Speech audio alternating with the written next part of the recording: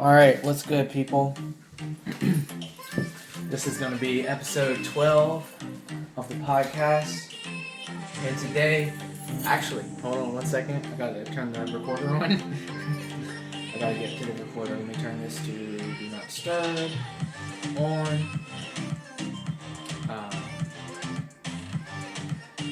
So, for those of you that are watching the vlog, make sure you click over to that video of episode 12 of the podcast and watch that when it comes out. There's a good chance it'll already be out before the podcast is out. But anyway, alright, we're going to start recording in 3, 2, are you ready? Yep. Okay, 3, 2, 1. Alright, welcome. This is episode 12 of the RealFake Podcast. We are kicking it. I am Cade Booth. And I have with me my guy, Matt. And this man is a savage, so make sure you guys follow him, hit that up. So we're sitting here, and today we were kind of a little scrapped for ideas. Last week's episode was a banger. I mean, that thing was awesome. But this week we wanted to follow up with something amazing. So we decided to, actually it was Matt's idea, that's a decent movie, but we decided to start doing an episode on unpopular opinions. And I will say that Matt came up with this idea, and it was a good one. But I'm gonna let you start because I gotta think of something unpopular to say. Like, I have a lot of opinions, but Do you want to just bounce back and forth, I guess? Yeah, it works for me. Go Okay. for it. I mean, I'm good. I'll say anyway, so. Oh gosh, where do I start? Half the stuff, most of the stuff I think is unpopular to at least a good amount of people. Hit me with it. What you got? Oh gosh. Let's see.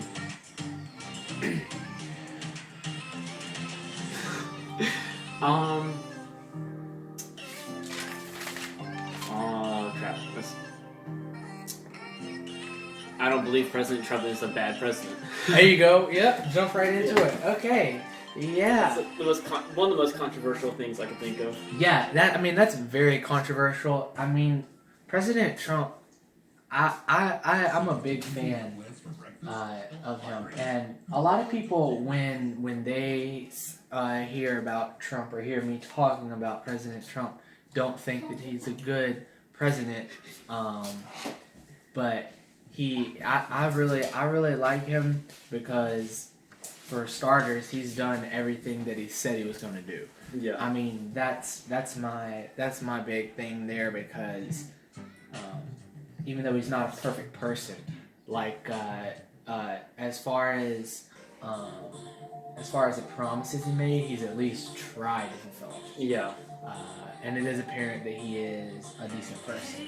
He's not perfect by any means, but he is trying.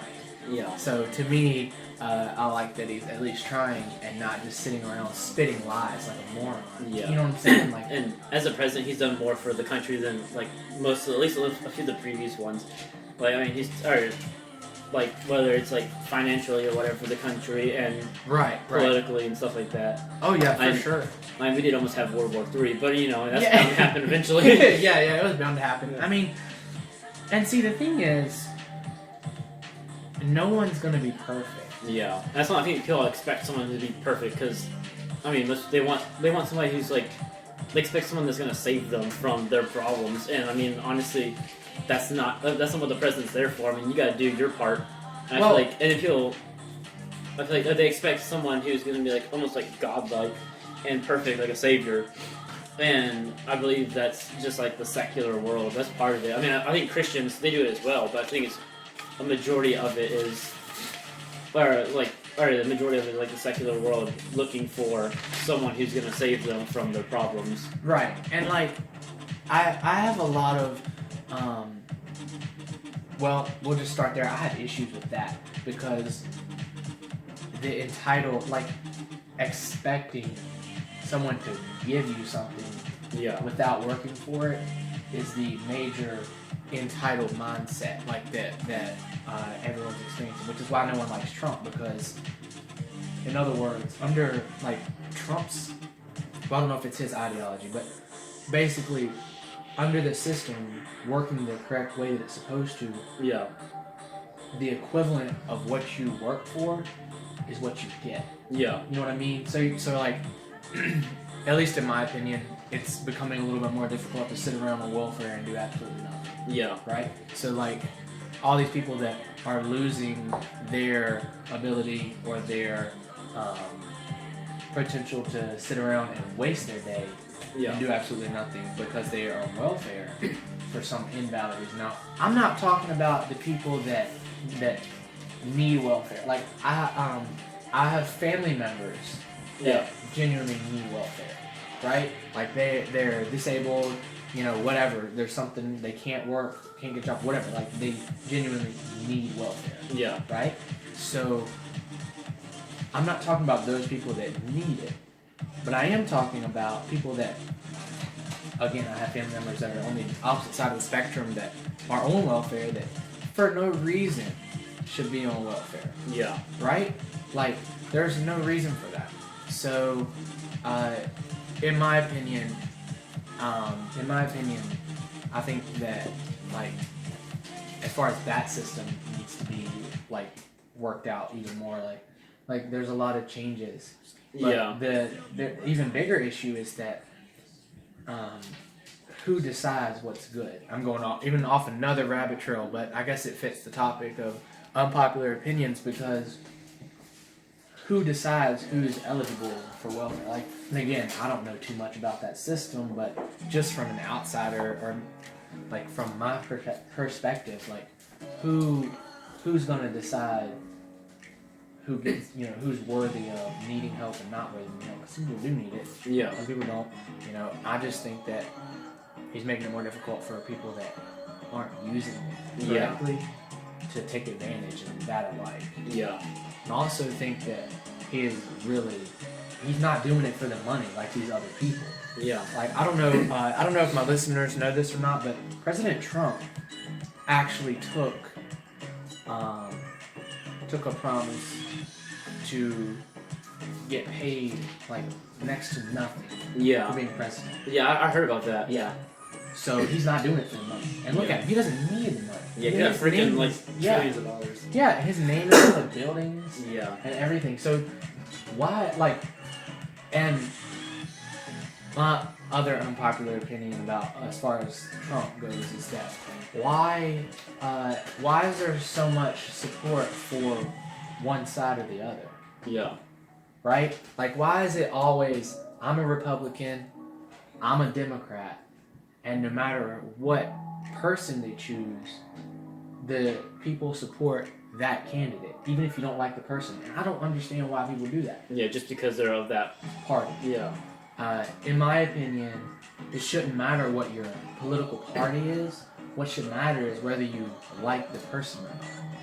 Right? Like, if you don't like Mitt Romney, then there's no point in saying, I love the man because he's a Republican. Yeah. Right? Like, back when when he was running for president and stuff like that. Like I heard a lot of support for him because he was the Republican candidate. Yeah. Like, no. Like, you support him because he's better than the alternative, or he's not better than the alternative, or whatever. Like, but your reason can't be because there's a political party that you like. Yeah. Right? Because I got news. Everyone in Washington is freaking corrupt. Yeah. Right? Like they're all humans. They're gonna be corrupt. Yeah. Exactly. It's like you can't find you're not gonna be able to find perfect at all. And I don't understand. I don't know.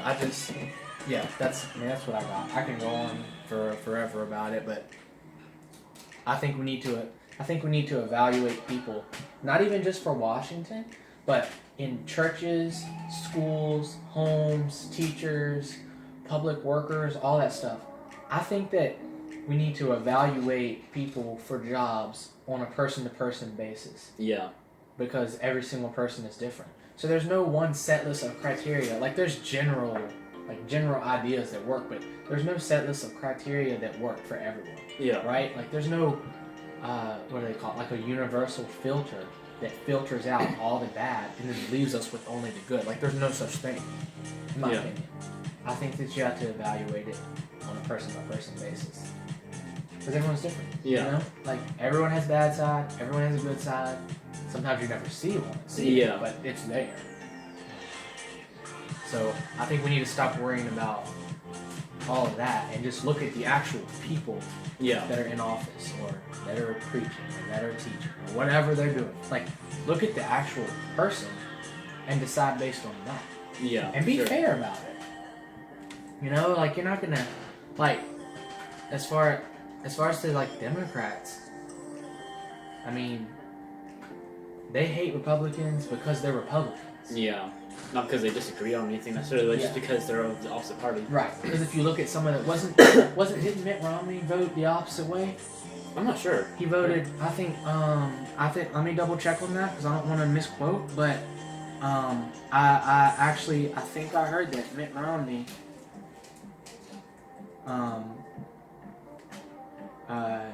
voted the opposite direction.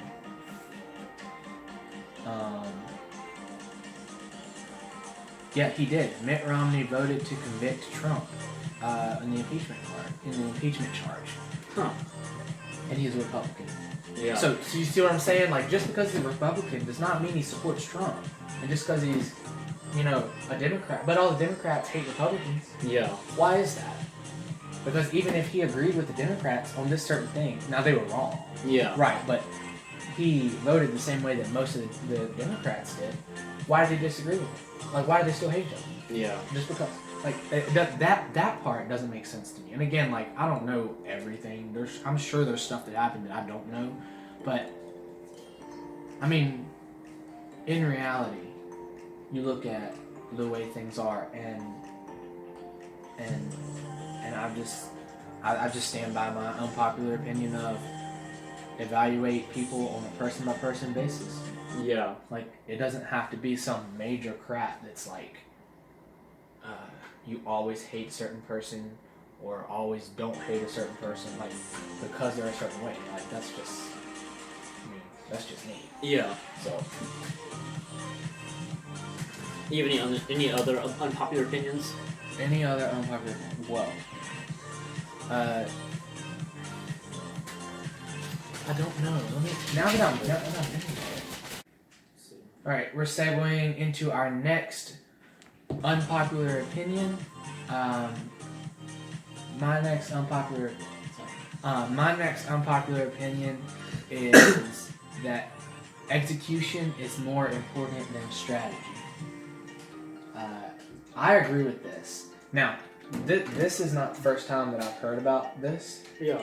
The first place that I heard about execution, not as in execution of a person like a crime. We'll get to that later, but not as in that. I'm talking about execution as in an idea. Yeah. The first time that I heard execution is more important than the idea is from Gary Vaynerchuk, because that dude is a beast. Yeah. Now, execution is, for a manner of speaking, just getting out there, going out and doing it, right? Like, being motivated to just get out there and do it. And I used to disagree, and the reason I changed my mind over and agreed with what Gary said was because everyone has ideas. And this is the same thing he said. He said everyone has ideas, right? There is no idea that you can have now that hasn't already been inspired by someone else at another time. And the reason for that is because we've just gone on for so long, right? Yeah. Like, we're like 6 or 8,000 years in. Yeah. Right? And another unpopular opinion. Yeah. But so in my opinion, I think that execution is more important because everyone has ideas. Yeah. What matters is how you act on them. Yeah. Like, I can have the best idea to go out here and make vlogs, do the videos, do the audio for the podcast, put stuff up on my YouTube channel all day long. But if I don't get my camera out, actually set it up, and actually record, then it doesn't do me any good because it's an idea. It's not executed. Yeah. Right? So that's my kind of opinion. I have another one that I had found online, and I don't know what I think of it, but I'm just going to read it and see what you think. It says, good parenting is worth the trouble, but not because it produces great kids. I feel like, what's the point then? The point would be because not only does great parenting produce great kids sometimes. There's no guarantee that it does produce great kids, but you still practice it because good parenting also affects your behavior. Makes you a better person. Yeah. In other words, if I sit here and I have a parent as a parent, in however long, when I'm a parent, and I say, hey, I'm teaching the kid to act a certain way, right? Then one, I've got to set the example. Two, I've got to be consistent, set the boundaries up, and not let the child cross the boundaries. And three, actually just, again, stay consistent and do it. Yeah. And again, added on to the number three is like, if needed, throw in there discipline/punishment. Yeah. That's another unpopular opinion, is that I'm a fan of discipline, not punishment. Yeah. Two things. But anyway. Spank your kids. But so that's kind of my 2 cents on it, is that helping other people helps you. Yeah. Right? So that's the thing of good parenting. Like, helping other people will help you because you have to help yourself in order to help other people. Yeah. In a manner of speaking. Not always, but a lot of the time.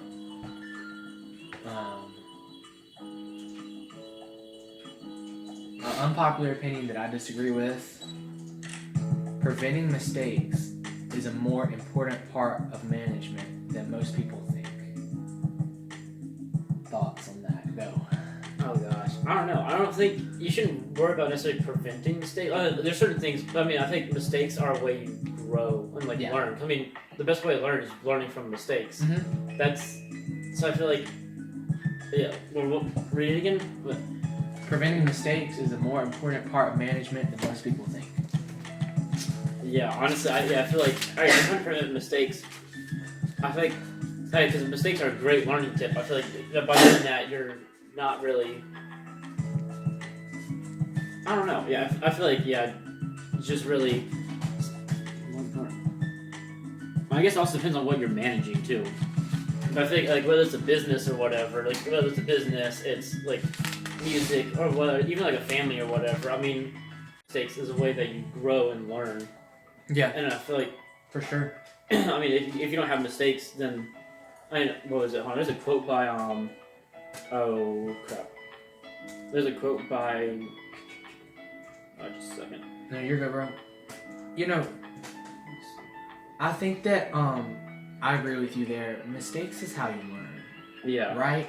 So if you never... I'm not going to be sorry for... Alright, okay. You know what? We're just going to jump into this.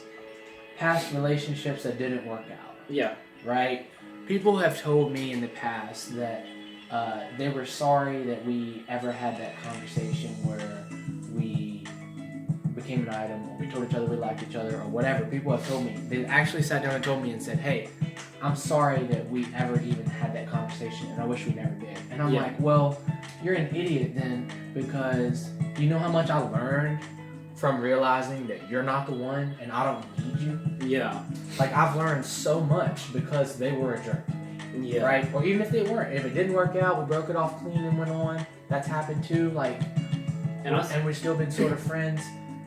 It's kind of like I've learned so much that I don't wish that I didn't make that mistake.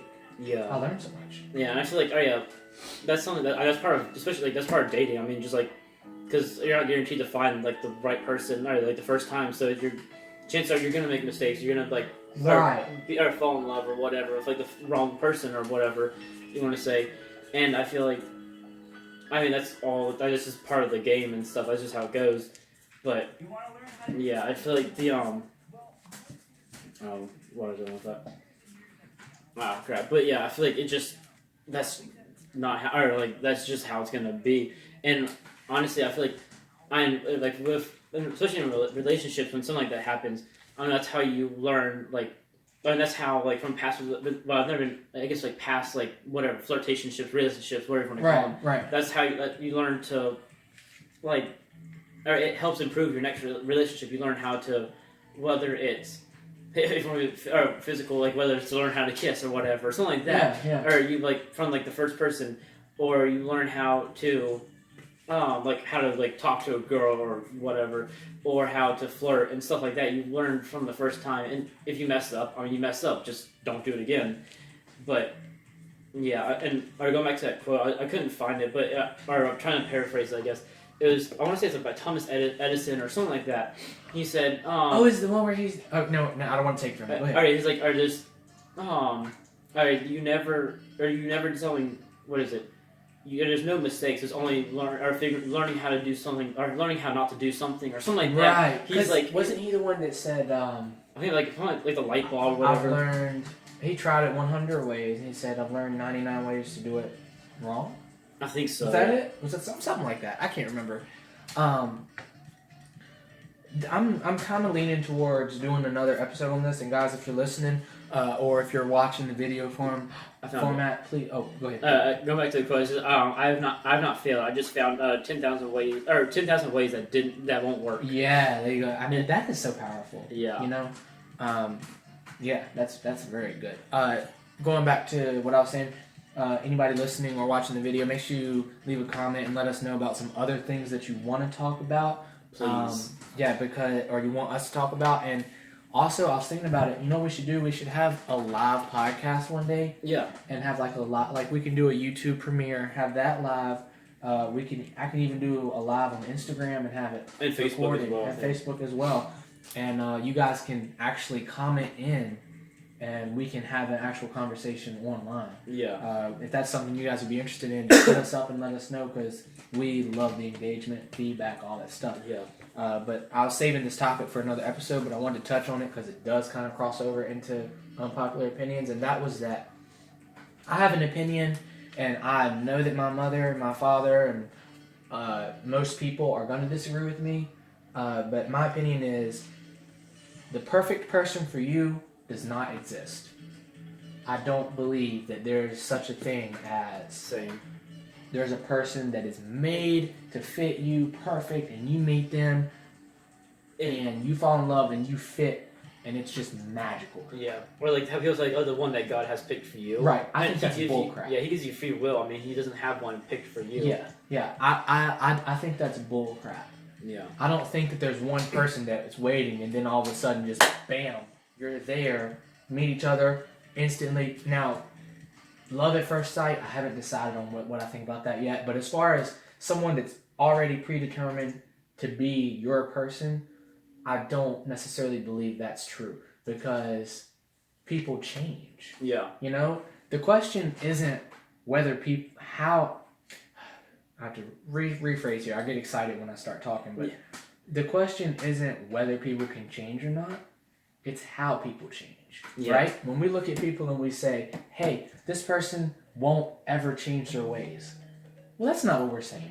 Yeah. We're saying they won't ever change their ways in a positive form, right? When you say someone, most of the time, when someone says that person's not going to change, most of the time it's in a negative form. Yeah. Right? It means they're not doing what you want to do, or they're being stupid, or whatever, still smoking weed, whatever, doing dumb crap. I'm of the opinion that person is changing. Yeah. Because they're worse than they started. So they still are changing. They're just changing for the worse. Yeah. Right? That's my opinion. That's what I think. So people do change. Yeah. Whether you want to admit it or not, people do change. They just have a tendency to change for the worse if they're not proactively chasing something better. Yeah, for sure. Right? So that's why I think that people don't necessarily have a person that's the perfect one, blah, blah, blah. Because even after we meet the person that is... Now, there is one that is the one, but it's not the same as the one that was always meant to be. Yeah. Right? Because even after we meet the person, that person has to be willing to change with us. And I'm of the opinion that they need to make you better. Yeah. Right? Like, you both help each other and pull each other forward. The Bible uses an example of a yoke. Yeah. Right? That's my personal opinion. And that's why it said, or find someone that's equally yoked with, which, this is kind of, actually, I'm going to have to write an essay on this actually this week for school. Oh, yeah? It talks about, like, finding the right spouse for you or whatever, but from, like, a Christian perspective, and, like, for the Bible, where it says, actually, I have the paper up on here, or part of it, 2 Corinthians 6:14 says that Christians shouldn't be unequally yoked with unbelievers, and that can be applied multiple ways. But I think most time it's taken in like relationship wise, because I feel like that's a big part on compatibility and stuff like that. Yeah, and, for sure. Like teamwork and stuff like that. Which this could be a whole nother section for. We're definitely going into a future episode on this, because it's a great topic. But yeah, I feel like God already knows like who you're gonna marry and stuff, but it's not because He picked that person for you. Right. But I feel like there's multiple people out there. Like I think almost anybody can work. It just depends on how much you're willing to work with that person, how much you guys work together. Yeah. Because if you're not gonna work together, then you aren't like. If you don't work together at all, then it's completely pointless. Yeah. You're not gonna get anywhere. Yeah, for sure. And going right off of what you said, that's a great point, because I think that people go into stuff and they're like, okay, I'm gonna give this everything I got, and then at some point, what they're doing builds up, and they're like, the troubles they have in the relationship or whatever they want through, whatever it may be. Every relationship's different. That's another reason. Compatibility-wise, everything's different. But I think that at some point, people decide, hey, this isn't worth the effort anymore. Yeah. Right? And that's when they stop giving it everything they have. Yeah. And that's what makes them not compatible with other people. Because one person is giving so much, and the other person is taking, and no one is fulfilling the person that's the original giver, and it just falls apart because, from there, like all the major problems come from that. Like one person's not putting enough in that both are benefiting. Yeah. Right? So. And that's why I guess going back to being like are equally yoked or whatever, you both have to put in the same amount of effort. If one's putting in everything, the other one's not.